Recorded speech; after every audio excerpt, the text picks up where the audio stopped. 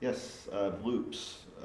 Just for people to explore, really. So the selections, the large prints that I made, they were just the ones that I'd chosen from the roll. But I really wanted to explore quite a few things, really. If there was anything, it was more of a good example of a scattered idea or multiple at once, not really a solid, theme. But it was to allow people to see almost the opposite of like an Instagram reel, because you only see the final image or like the perfect like edited piece.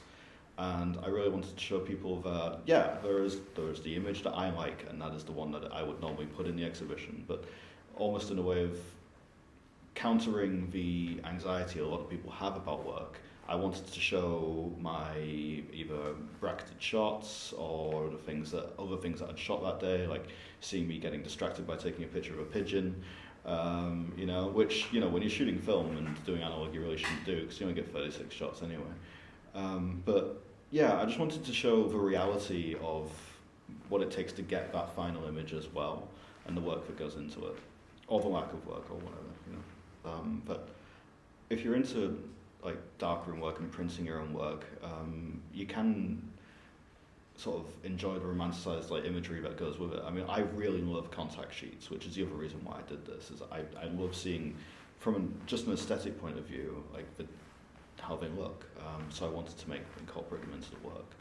I suppose also to sort of show in a way that like this has been done on film, and sort of like it's the bit that I enjoy the most. I much prefer process over final imagery anyway. So I think if I had to display my work, I'd have to in some way show the process, because I like making stuff. I don't really worry too much about the final image. I end up with lots of stuff just shoved away in a corner, and it's not the actual. Yeah, I enjoyed doing it at the time. I don't really care about the final image too much. I think because I am just a very like tactile, hands-on, makey kind of person. I like just playing around doing stuff. Like it's, you could say in that sort of thing, it's like the fun was the journey along the way, or like it's, but it's very much more of I like the doing of the thing. So the project or the brief, I suppose it's not really a brief, but like just the brief of come and do an exhibition to me was an excuse to then go and do the thing I enjoy, which is to go and make something and which is the bit that you need really. So I need to go and get this end result. So now I get to go and have fun, and then I have to come up with something to explore along the way to kind of go with it. Which for this particular opportunity, because it's the first time I've been able to make stuff for myself in a very long time. I did make it a little bit self-indulgent, and it was around things that I really enjoy combined with things that I'm processing at the moment. So for me, I think that's the reason why, is that I like making stuff. I don't really mind what it is that I'm making, as long as I'm making something, putting something new into the world. If it's not been from like a professional thing of people needing artwork for a thing, if it's been like something like this, not since uni. Which I was thinking about just while I was listening to like Mars's interview. But that's a kind of in a way a good problem to have. Like I haven't had the opportunity to do something for myself in a long time, but I have been working professionally and producing work for other people, which is great. I'm surviving, being fed artist, but also it's. It has been a shame that I've been able to make anything for myself for a long time. And this has been, I don't know, creatively enriching, like nourishing. It's been great. I think having seen how much we've all been talking since the exhibition, and it's become quite a good social group, and we've been out and taken photos together, and I think. Because there's been a lot of talk recently about photography as a very lonely profession, a very lonely creative process.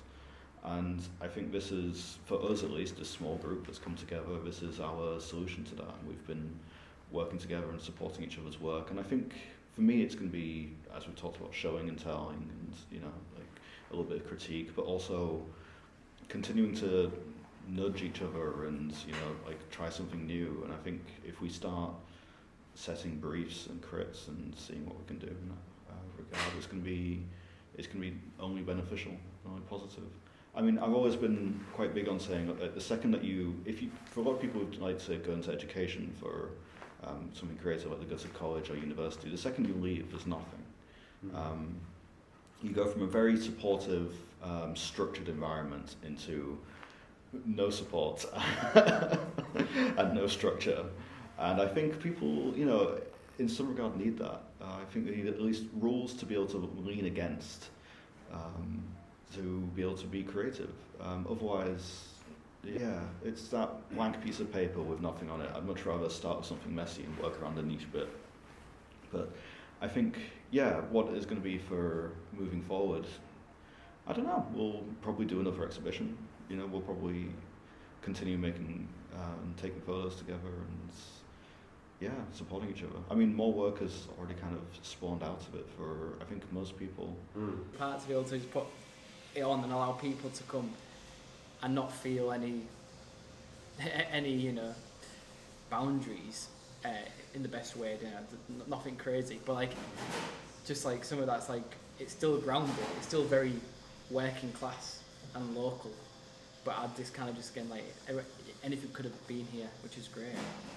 Yeah, and it just shows what people can do with what they have already in their lives.